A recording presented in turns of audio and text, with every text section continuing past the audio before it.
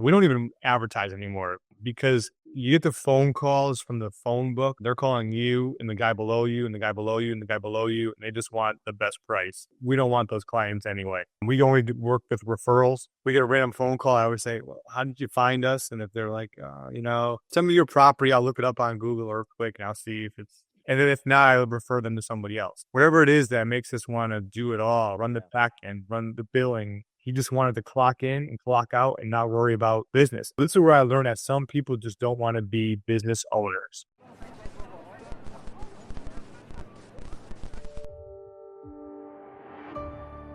My name is Chris Cristillo, currently 41 years old. Right now living in West Palm Beach because I have a fantastic landscape business that allows me to spend my winters away from New England, where it's cold and not so fun this time of year. So moved to Nantucket Island when I was right out of college, 22 years old. Did some landscaping for another business out there for one season, and I saw the way they were running the company, and I said, I think I could do this myself. So after that year, I decided to try to run the business. I have no background in any business. Didn't go to college for that. But from a young age, I could tell I had some entrepreneurial spirit in me because I always did some little catering business. And I always had this feel that I wanted to do it myself. And luckily, I found landscaping, which was it's a fantastic trade, at least where I am, because it's seasonal and it allows me to take some much needed time off in the winter. That being said, I started my own business. I told Jay briefly about this, but after that 1 year of working with a prior company, seeing I could probably do it myself, I just decided to take the gamble and go on my own. Luckily, my roommate at that time was working for a super small landscape company. It was kind of a side business for this guy. It wasn't really even a company at that point. He only had maybe a dozen accounts. But he was also a firefighter and having kids, and he wanted to get out of it. So timing is everything, I believe. And he needed to get out of it, and I wanted to get into it. So I was able to acquire that. Was not the best business deal, but it was. Financially, it wasn't the best move because I overpaid for it. But this was small potatoes. It was $10,000 purchase price, and I think we grossed maybe $8,000 that year. However, it got me started, so I would never make a change. It kind of got me rolling. What made you buy that business? So you said you grossed $8,000 and you bought it for 10. Yeah. So what made, like, when you first bought it, you just didn't know, or he asked you for 10 and you gave him 10, or how did that transaction go? Yeah. So what was the logic there? So early on, I wasn't really numbers based. I was more intuition. And I just said, I know I'm going to be able to grow this thing. I needed it to get a start. It's hard where I was, it was hard to, market yourself when you're a one-man band, or myself, a one employee. It was like, nobody's going to take you serious. So I saw this as an opportunity to at least get somewhere, like get established. Yeah, so 0 to what? Say again? 0 to 1. Exactly. Yeah. So it was like, I didn't care what the number was. I knew I would be able to pay it back. Yeah. But it got me in the game. I had skin in the game at this point. So looking back, it was a fantastic investment, because who knows if I would be here today if I didn't do that little, it was a one day a week operation where I was just, mowing lawns, 12 clients with minimal side jobs. Somebody might need a couple stones put in or a couple plants, but it was definitely not lucrative. Like I said, I probably lost money in the first year, but it got me in the game. And so you weren't doing the work yourself. That you had people doing the work, correct? No, at this point, it was all me. It was myself, and I had one part-time employee. He was this Bulgarian guy who was worked in restaurants at night, and he had free time on a Monday morning to work 1 day a week with me. So it was myself and him every Monday. That And was these it. are residential accounts or business accounts? Yeah, at that point, it was 100% residential.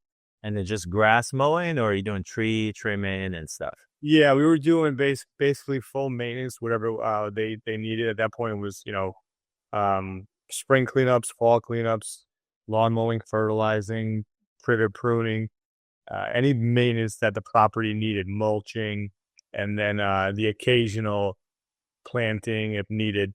It was very small. That was very small for the first couple of years. Luckily, I had that skin again. I was in there now, and I was able to give incentives to the current clients. Like, hey, if you get another property or your neighbor's property, we'll give you 10% of that for the first year. And so I slowly was able to grow that business just kind of through word of mouth. Um, really no guerrilla marketing. Well, I guess that would be guerrilla marketing, but no real marketing in newspapers or anything like that. Yeah, I just couldn't afford it. So what year was this when you first bought this business? This was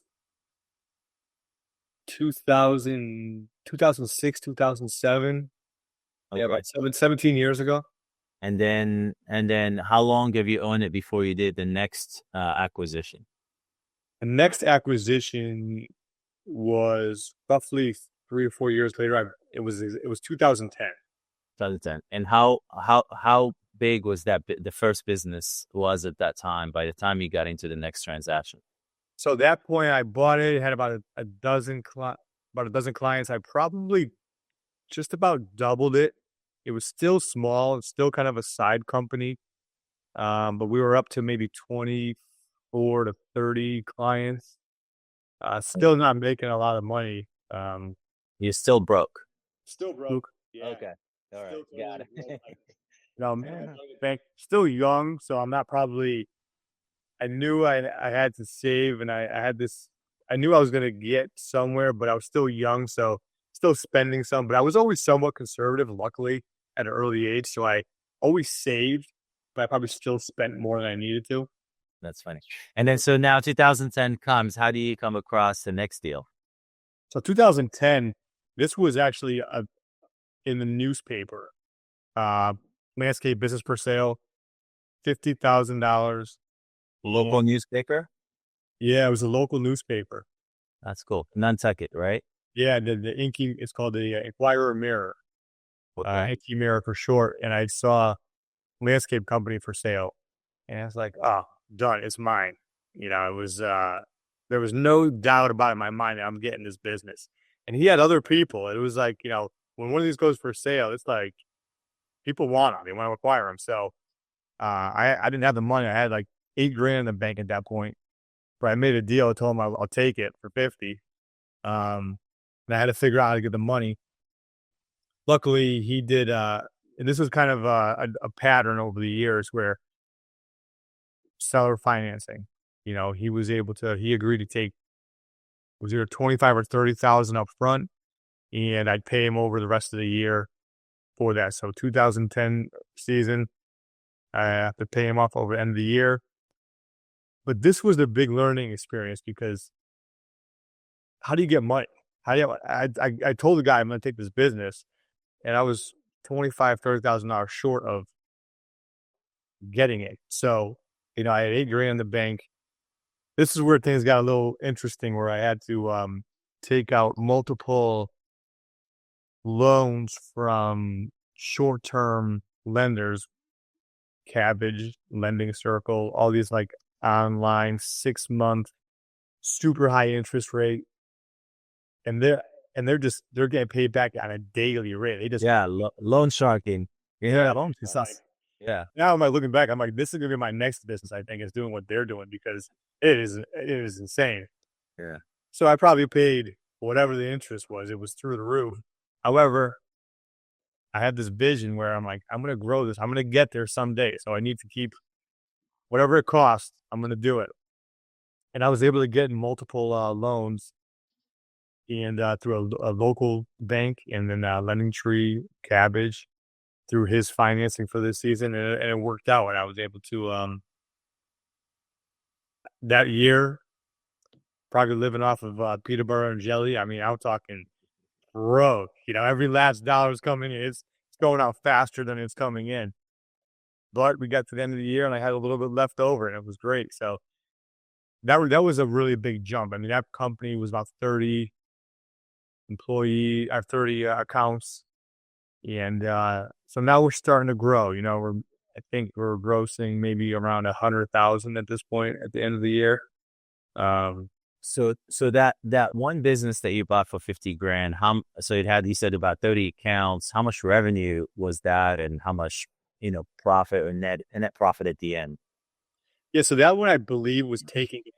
Well, before that, my current business was maybe doing like 40,000 a year as a side business.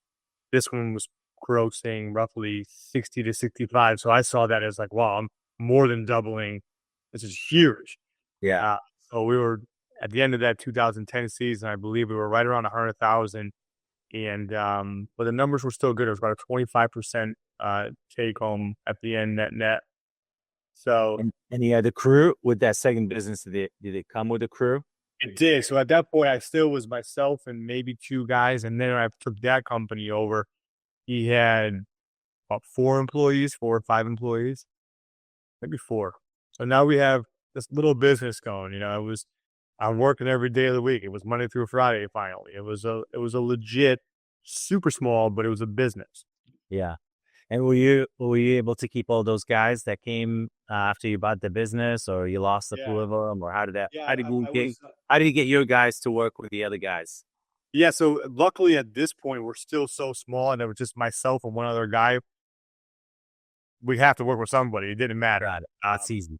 Yeah, and the guy who was selling, he was got married. His wife was from Canada. They were moving back to Canada, so his team kind of just jumped on with me. Um, as long as I was giving them work, they were happy. So I Just just happy to have board. one thing I always did was every time I learned this early on when I got a new business, I'd give everybody even a dollar raise, $1. I mean, it was just like to them, it was really like, okay, this guy cares. Yeah. So I've done that every time, and not huge, but that $1 really made a psychological impression on them. An improvement to their life. So it makes a big difference. $1 an hour. So it makes a lot of difference for them. And then, so how long did it take before the next acquisition? The next acquisition was about 3 years later. This was actually a smaller acquisition. It was $35,000 business. I don't even remember all the details on this one because the prior one we had some momentum. We're starting to grow now, and I'm starting to actually get some momentum. And this one kind of came up middle season. Decided let's just to do it. I had some money for it. Took out another small, short-term cabbage loan. Had a good relationship with these guys now, so they're like, they're giving me a little bit more money, but it's still costing me an arm and leg in interest. However, I was just like, I'm growing. Let's go. Let's just keep this momentum going.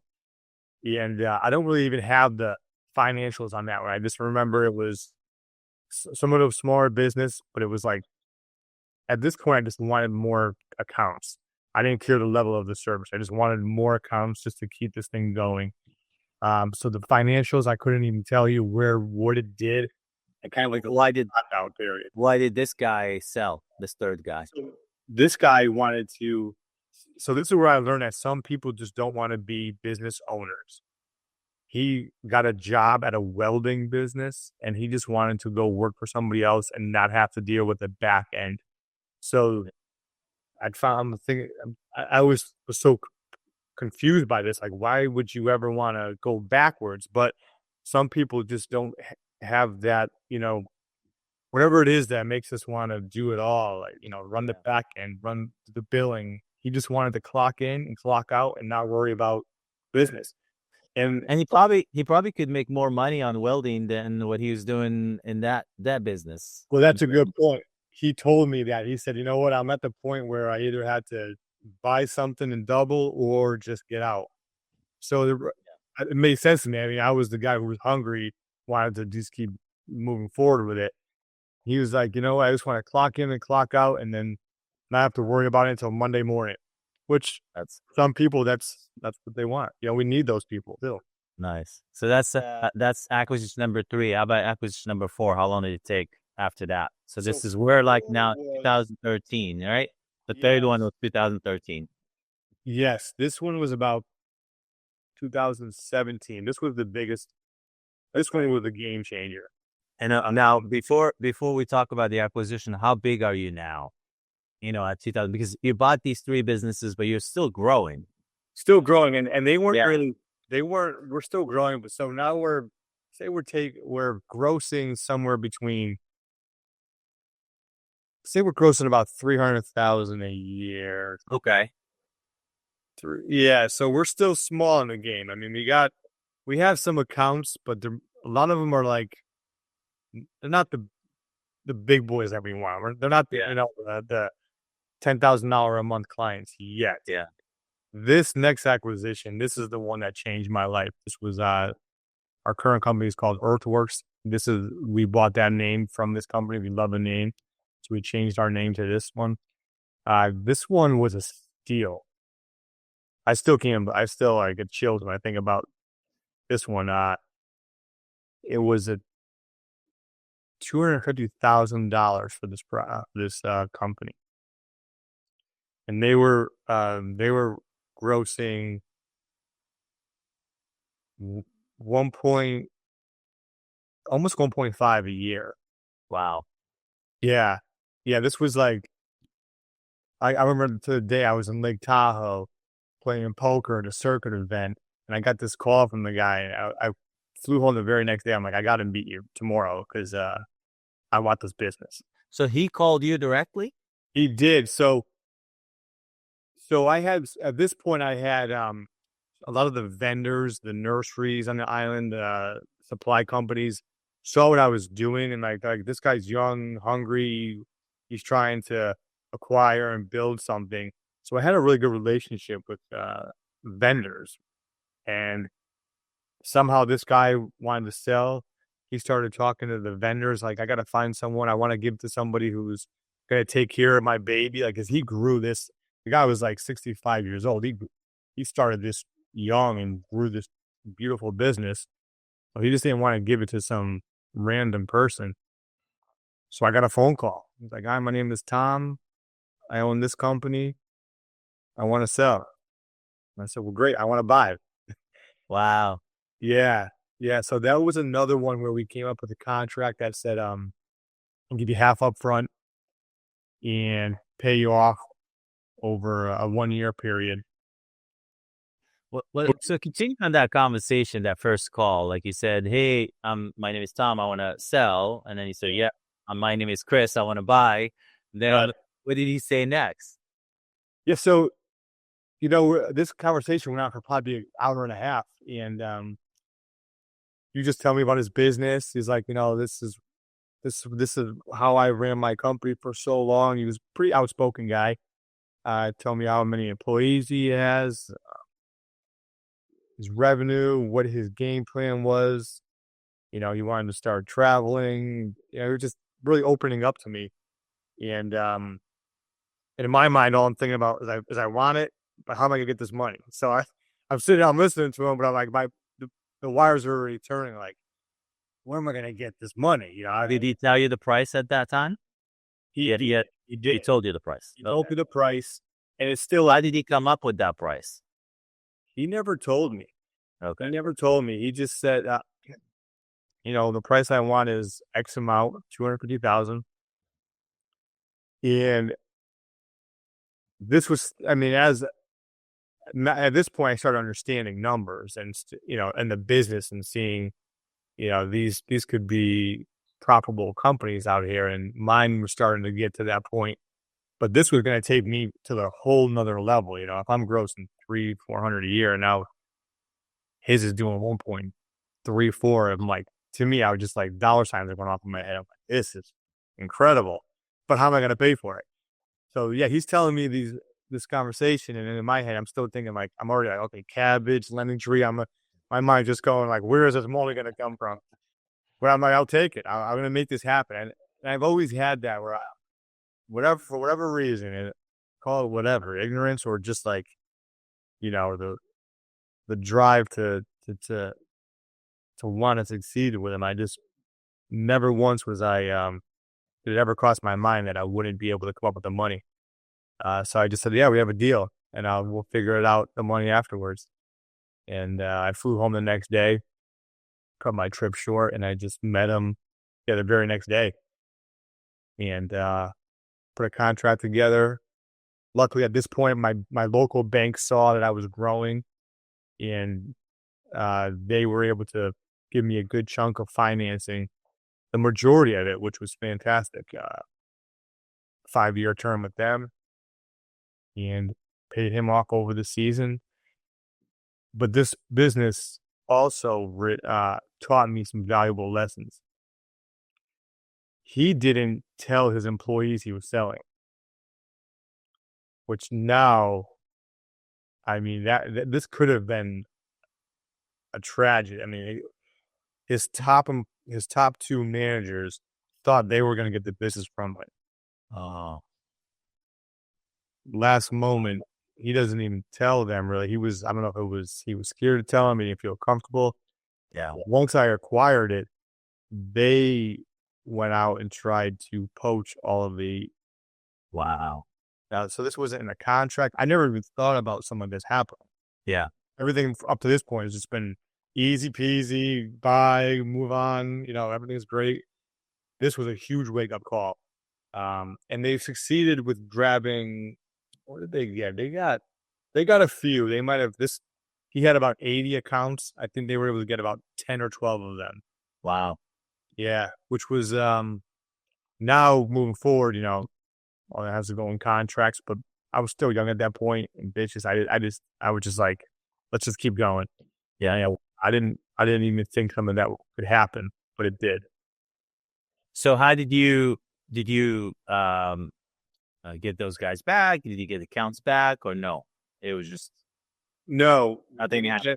I say. Luckily, it was only about 10 or 12. I mean, Got it. what I did was I sent a letter to all the clients saying, who we are, what we're doing, why this is a good situation for everybody.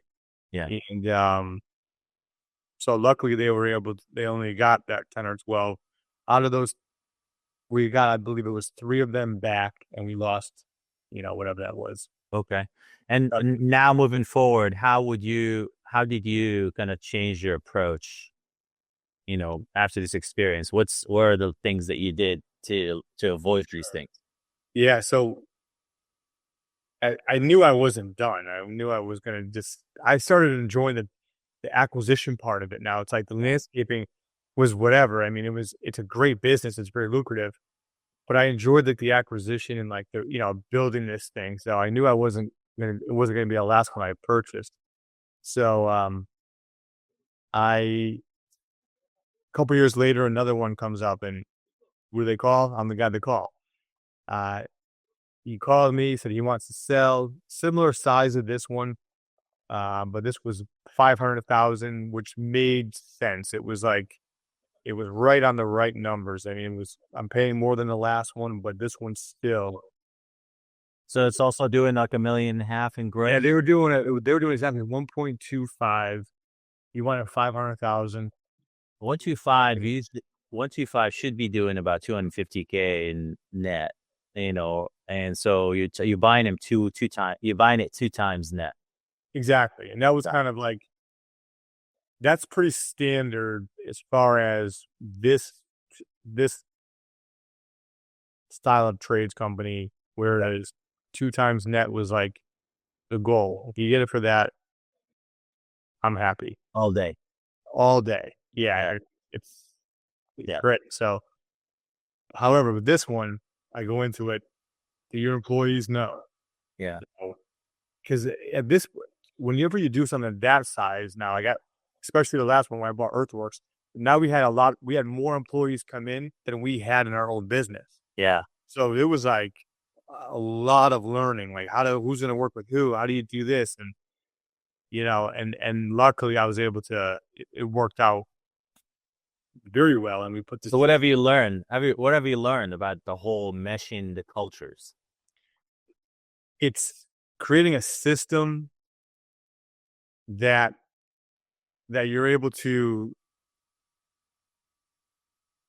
So there's different sectors in the business, and when people come in, like say mowing, for instance, and you have this mow crew and this mow crew, what I would do is try to keep whoever I purchase, try to keep that company together for the most part for the first year. Say, okay, you already know your lawns, you guys take care of this. Your garden crew, you know your properties, you take care of this. Start that off early on in the season, and then try to swap one or two out here and there. Like, okay, I want you to go work with this crew to start learning these properties, and you kind of just see who could work with who, and you got to tread lightly for the first year. After the first year, you know who can't stand who and who can't work with who and who loves this one. And so the first year is always, you got to tread lightly. Yeah. It's a delicate balance. Very delicate. And, especially where I am, certain cultures don't want to work with other cultures. And so you got to play that game. Yeah. But, And so last the one before the good one, Earthworks. Why did he want to sell? What was the reason? retiring. Retire. And it was real. He Was retiring. He was retiring. Yep. So we signed a non-compete regardless. He wanted nothing. He was tired. He was in his 60s. He's like, you know what? I did what I had to do, and I'm happy. I have enough money, and I just want to. Did he stay local or you left the area? Oh, he went traveling. He was going hunting all over the Midwest, and he's gone. That's awesome. And then the one that you talked about right now, the second 1.25. Yeah. Where did that guy sell? So he's still around. He became a realtor. He was actually doing better with flipping homes. Okay. So he was a landscaper. He got into real estate. He started flipping houses, and he's like, it's a lot easier just to work on one property, flip it, Yeah. get more money on it, having to run all his employees. So the employee part, I think he was just like, I'm done having employees. I don't want to be there at 6 in the morning every day, babysitting. He's probably 10 years older than me. He's probably mid-50s now. He's like, I've been there, done that. This house flipping thing is more my style. So that was it for him. Nice. And this last one was 2019. That one was, if Earthworks was 2017, that was 2019. Yeah. Yeah. And then now at this stage, how big is the whole entity?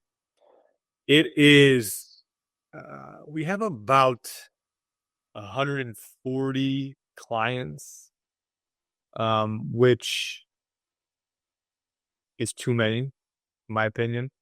Most people hear that, they're like, what do you mean you want to downsize? And the thing is, this year I noticed that even since 2017 with Earthworks, now we're grossing somewhere around 2.5, 2.8. And then organically growing since 2000, from 18 to 2023. Now we're doing we're doing just over 4 million in revenue. It's grown rather quickly. Yeah. And I noticed this year that my main thing is I want to have the best service company out there and the best communication company.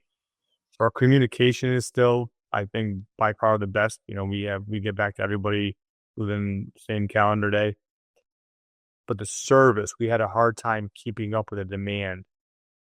And it's hard to get. I have almost 50 employees this year, and it's hard to get good employees, new employees, put it that way. So I found that this year, as we're getting higher end, like people spending 10 grand a month on the landscaping, I could get rid of the ones spending 10 grand a year on landscaping. Got it. So And this is still residential, right?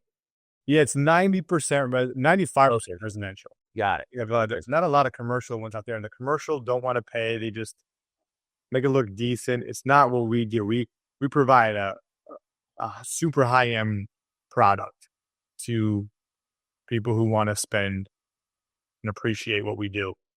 So you're not just mowing lawns, you're Oh, planting trees, you're yeah. give me like the different divisions within the business. Sure. So we have a design, construction, and maintenance division. So the design, we go to a property with just a brand new giant mansion and it's all dirt.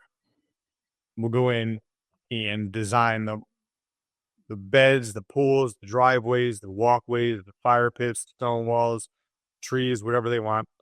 And once they like that, then our construction crew will go in there and build the entire design. And after that, the plan is to maintain the maintenance contract or get the maintenance contract. So, and that typically happens 99% of the time, unless we're doing a job for another builder or another company who's smaller who can't do the construction. And so, but most of the time we'll maintain we'll keep the maintenance contract also. So, which is great. I mean, maintenance is good. And this is in a down market. I found with this industry, grass is always going to grow. The privet always needs to be trimmed. You got to keep up with your neighbors. You can't have your house. These are pristine properties. It's but the construction is where that's all the extras. That's the high construction years are the good years. Nice. So now, are you still thinking about doing more acquisitions, or are you going to pause here for a bit, get stabilize? I was selling off some of the low ends, but now we don't have any more low end clients. So I started a side business this year in July called Seascapes, and I partnered up with another guy. So instead of me selling clients, I'm going because we keep getting more. We work with a lot of caretakers and builders, so like they build a beautiful home, we're getting that account. So it's like, okay, well, we have so many accounts here. We can't grow. I don't want to have 100 employees. It just gets too crazy. For me, I don't want that. So I have another business we started. This guy runs the entire operation. I don't talk to anybody, employees, clients, and he's my 50% partner. So we're just going to keep funneling him every year. So next year we get 5 really good clients. We're going to give him 15 of our lowest ones or and just let him, and I'll build that with him, but he gets to do that. So I think that might answer your question. Yes. Yeah. Well, actually, I always say this. I told my wife this before. No more acquisitions, but I don't know. You're a deal junkie. You're a deal junkie. You get someone to call you. Up me in 2 years. $1.5 million gross for 250. You're not gonna say no. But yes, yes. Bite the bullet, grind out a year, and make it happen. So Yeah, but and honestly, you've done some things that are like super smart and intuitive, where you said yes to the deal, and then figure out the money part later. You can always go borrow at a high cost. You paced the acquisition, or paced in an organic way. So 2-3 years is a good pace for you to absorb a new company, and then find your footing, and then you can take on the next one. And you grinded through that first 5 years, which are tough. And I mean, you're not making a lot of money, but you had a vision for with the future. Right. You knew this thing gonna be big. You kind of had, you had faith in that future. So, kudos to you, man. That's like a super impressive. Not a lot of people can do that, and you did it at the right age, because you can only do that when you're younger, and you have the exuberance of youth. And yeah, it's hard to do it now, in your 40s. But But have you had thought of exiting at some point, or your plan is just to it's a lifestyle business, which is a great lifestyle business, and you can hold forever. So yeah, I've had that thought a few times, like what is the exit strategy? And but you know, I'm at this point now where I've developed this business to be it's a self-run machine 95%. It's Okay, so you have a good team. the team is, and I'm very blessed. I mean, I'm super lucky in life. I have just surrounded by great people, and you talked about the timing of these business acquisitions. You know, I I've been very lucky that they. I'm a firm believer in affirmations, and you see your future, and you make it happen. So I honestly, like I said, I haven't. Most of these companies have just fallen into my lap. Like I don't even look for them anymore. They just. So I'm assuming maybe a year or two from now, something might just fall into my lap, and I don't know. Yeah. They don't look for them anymore. They just happen. Um, but my strategy now is that this company's run itself. My general manager is one in a million. If I lost him, I'd have to go back to the grind, but I take very good care of him. We're great friends, and he likes what's happening, and I like what's happening. So I don't see any reason of getting out, unless something. I do want to get more involved in real estate now, and I'm going to start getting some passive income. But to be honest, it's a money printing machine Yeah. with minimal involvement. So So how long did it take to get there? When did you get here to this I position? just got here maybe within the last couple of years. I mean, Okay.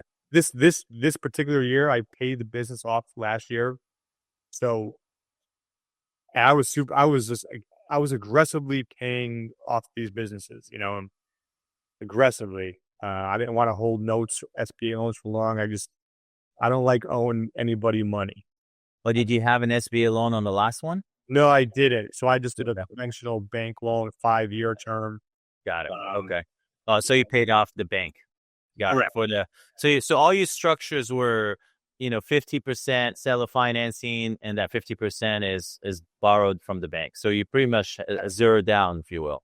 Correct. Yeah. Nice. Okay. Um, that's awesome. And so, like, how's your team now? So you have a GM, and then how does it structure? Sure. So luckily, my GM is actually a great friend of mine, and he's super smart, super OCD. Like communication skills are unbelievable. I mean, he's my clients love him just because he gets back to people. That's You'd be surprised how many businesses out there we get clients because they're like, "Oh, my company won't call me back." And I'm thinking, "What? Like, yeah. what do you mean they don't call you back?" So, anyways, he's the general manager, and then I have um assistant managers underneath him, and each gardening crew has their top leader, construction crew has a top leader, a mowing crew's got a top leader, privet crew has a top leader. So they all have each crew has a leader that reports to the assistant manager who would report to the GM, which is Jim. Okay. So it's kind of it's a good system, and over the years you know eh, I even say like, he does more than he needs to be. I feel like this could be even more automated, but he likes to be super involved in talkable crews, which is great.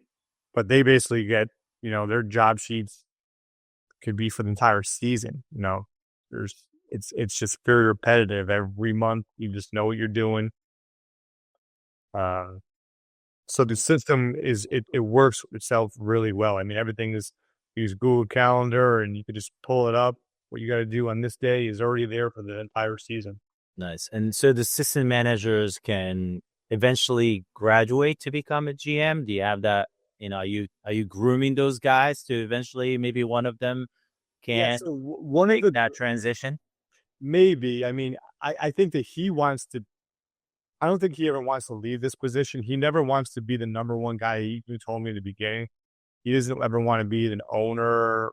he gets profit sharing and he gets a slice of the company, but he wants to maintain that GM position. Yeah, but like, things happen, life happens, people, things, health stuff, Sure. So do you have like a leadership bench to be able to do this? And I think that's part of like the foundation for growth. That's part of the challenge where you said, "Oh, I don't want to have 100 people company." You know, if you have that leadership bench, you can build a 500 people company Yeah, within the same lifestyle, even better lifestyle.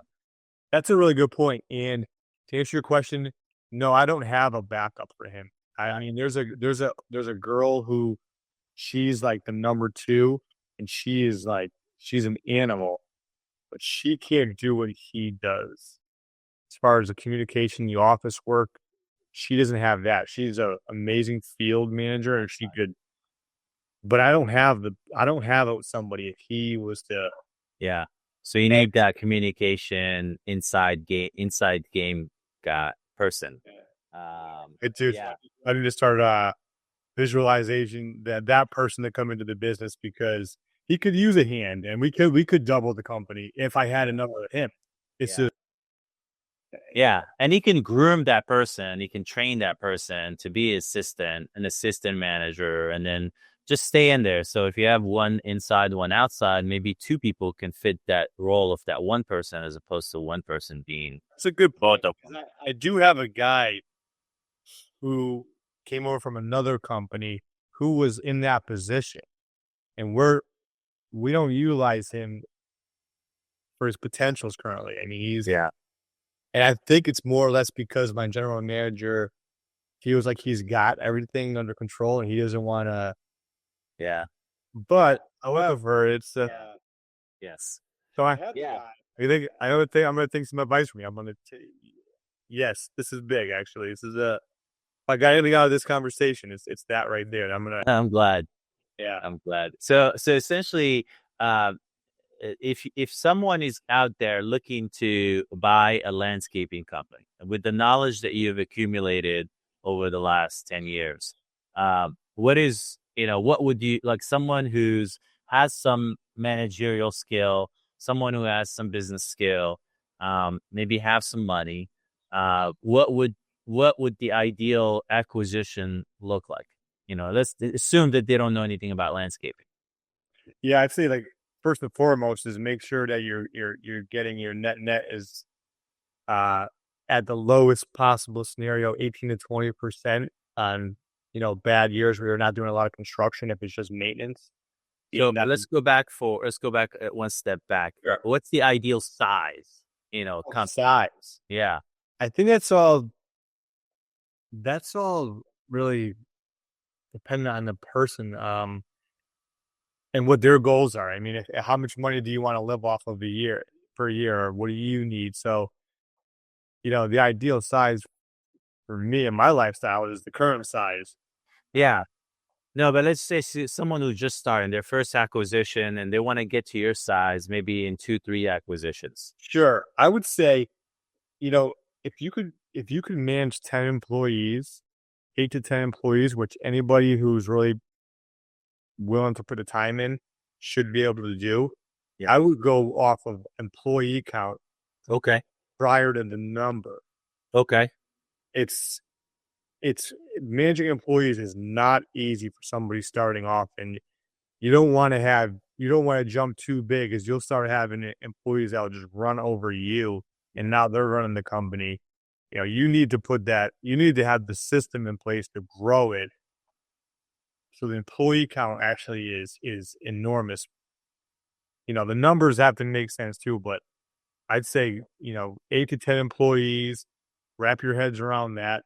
And Find out, what is the composition of those 8 to 10 employees? Is there like a supervisor? Is this like what is that 8 people team? What does that look like? Or 10 people team? What does the team look like? sure, I would say, you find your second in command right away. Somebody who could delegate tasks if you're not around, for whatever reason. Find that second in command. Uh, Make sure you have a, a crew leader even if you don't have a crew leader, make sure you have those people delegated to each individual task that's most important. So you have to have, in my industry, you have to have people who can mow lawns. You have to have a construction crew. You have to have a gardening crew. You have to find out what your top three services are and make sure you fill those with the right people. So if you have 10 people, you got three groups of three doing whatever they need to do, and then you have yourself and your top manager. That's 11 people, but in in that uh in that size. So making sure that you have the employees doing the correct projects that they know how to do without switching things too much. You got to keep people in each sector. Doesn't make any Yeah, sense. yeah, yeah, yeah, Just yeah. start moving There's no, around. and there's You got specialties. Yeah, you want them put them in their specialized. specialties. Yeah. Um, And what's fill those positions. Number one, and then you can start to grow from there. And it's easy once you have people in their specialties. You get busier in that area, then you can hire somebody else for that one area rather than bringing on somebody and you don't know where to put them. yeah, You could hire people per position. yeah. And are you what's the revenue in of that size? If 8 to 10 people, what do you think the revenue would be? Yeah, that revenue you should be grossing somewhere around $1 million a year. 1 million. Okay. You should be netting 200 to 200. 250. Yeah, if it's a Okay. good construction, if you have more construction going on and more installs and you're selling products, like some people have maintenance companies and they make their money on maintenance.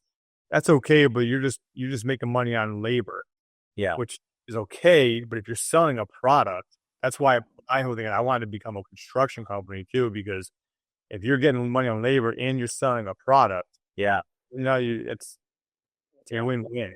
Yeah. Yeah. And an ideal setup, you want like 50% of the product, 50% of the labor. Exactly, because you don't want to go 80% construction and 20% maintenance, because in the down economy in 2008, whenever, people aren't, they're not putting in pools. They're not saying, oh, let's redo our driveway just because we have to spend money. Yeah. It's just maintenance. So, you have to have that balance. I mean, we're probably even a little higher, like 65% maintenance, 35, just because I want to protect myself in a down economy. Makes sense. And how much would you pay? What's the most you would pay for that $1 million grossing business? What's the most you would pay for? Well, when I'm buying, it's always 2 years net. Okay. All right. So, If I had to squeak in 2.5, if I saw like, first of all, if I had like really good clients and good employees, yeah, then I would be willing to pay more. got it. Because I know I could utilize this and grow it and make. Now, if it's questionable employees and Yeah. a lot of accounts, but not so high end. How do you qualify the employees? Just based off their experience, based off how long they've been doing it for, and you could get a good, you watch them work a little bit. Everyone works great for the first 2 weeks, and they're a rock star, and then after that, then you kind of see who they are. Um, it's tough because if you're buying a business and you don't know the employees, you're not going to be like, okay, let me watch your business for 2 weeks, Yeah. which you probably should. Yeah. Great to say, hey, Yeah. you can answer in 2 weeks. But when it's so highly competitive and everybody, at least where I am, company goes for sale, and people want to buy it quick. Yeah. It's So hard to say. so when you're buying, you're not doing any due diligence? Not to this point where I am now, Yeah. 100% I am. Like I'm very selective, and I'll just pass up on something if it's not a good deal. But Yeah. back in the day when I was trying to grow, Yeah. I didn't care. I just knew I needed to grow. You So know, even the as last long as two, go. I'd say go for it. even the last two big ones, the 1.5 and the 1.25. No, those ones I did the Earthworks one. That one I liked the owner, and I could just feel like if you're working for him, you're doing all right. He just had a really good vibe, and these same employees for 10, 12 years. Makes Well, sense. that's huge. Yes. You know, at his quality and having employees for that long. So once you see numbers like that, it Yeah. just makes sense. Makes sense. How about the second one? The second one, I met the employees, which happened to be all Jamaican, Okay. and right away, I just like these are good people. You know, I'm a pretty good judge of character. Yeah. Uh, Sometimes I'm wrong, but this time I met these guys and I said, this is a good group, and I just right off the bat I knew I wanted to work with them. That's awesome. So you have to use your intuition too. I mean, Yeah. hopefully you get lucky and you get the good ones, but uh, for me it's worked out. How about the books? Did you get the P&Ls and taxes and stuff and Oh run yeah, it through due yeah, you diligence? need all that because the bank wants to see that anyway. Got So luckily, I didn't really know all that when I was younger. Like I said, I didn't go to school for business, so um, the bank taught me a lot. Like, we need the balance sheets, we need tax returns, we need 3 years of P&Ls. I'm like, oh, okay, sure. Let me see if I can get this stuff. Now, so then now I'm starting to learn. I'm like, oh yeah, 25% of gross. This is good. If it's a construction and you're doing 30%, that's a good year. And so I've learned all that just kind of like building this and That's cool. basically teaching me. So Yeah. that was That's interesting. awesome. That's really awesome. Yeah, and I mean, it makes sense. And you're focused on the right thing. You're focused on the customer. You're focused on the service, on the experience, on the growth. And I think when you focus on the client and their experience and the growth, and you focus on the people, you make sure the people are taken care of. I think everything works out. Like you don't have to be an MBA or CFO to be able to. The number will reveal themselves because you do good work.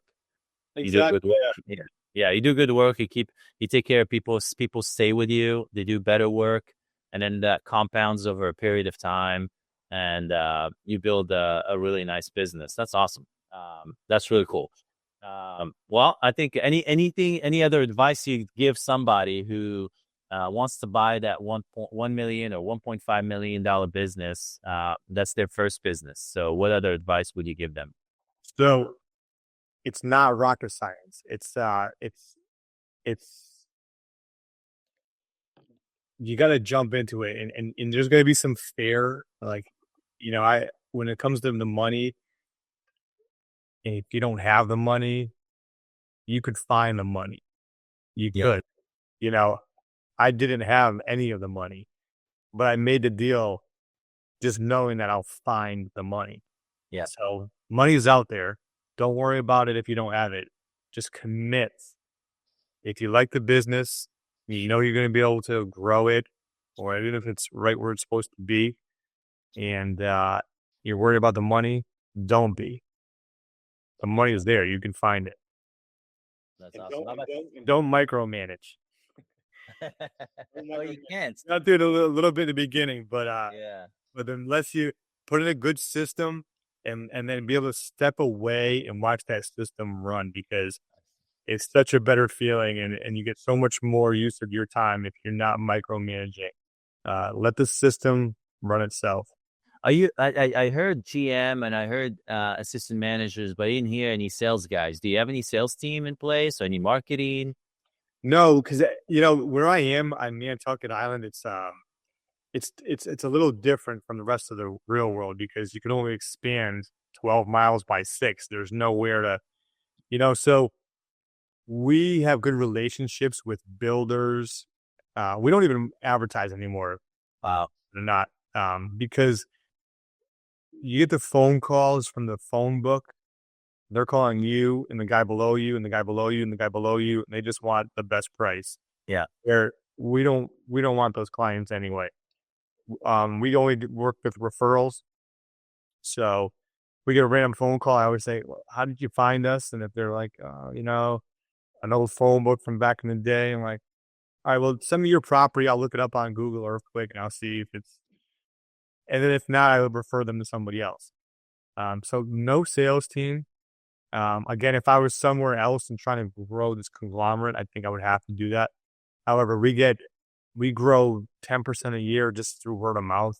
Wow. And it's about as much as we can handle at this size. So yeah, that for us it works, and that's enough.